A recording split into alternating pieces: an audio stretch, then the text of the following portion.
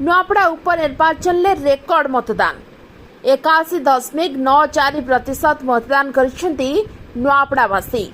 माओ प्रवण सुनाबेड़ा शांति श्रृंखला voting EVM रे सील होईछि 14 प्रार्थी भाग्य। नुआपड़ा उपनिर्वाचन में रेकर्ड संख्यक मतदान होईछि। नेता बाछिछंती नुआपड़ावासी। 81.94% मतदान होईछि, जाहाकि उपनिर्वाचन में रेकर्ड संख्यक मतदान। 2024 साधारण निर्वाचन तुलन में एथि भोट हार बढ़ी बोली राज्य मुख्य निर्वाचन अधिकारी कहते। आसंता 14 तारिख रे नुआपड़ा बसी पाइबे नुआ नेता। एबेठु नेता कर्मी छाती धड़ धड़ हेलानी। कहा प्रति नुआपड़ावासी आशीर्वाद झाड़िबे ताकू नहीं विभिन्न दल में आरंभ हो गलानी अंक घषा।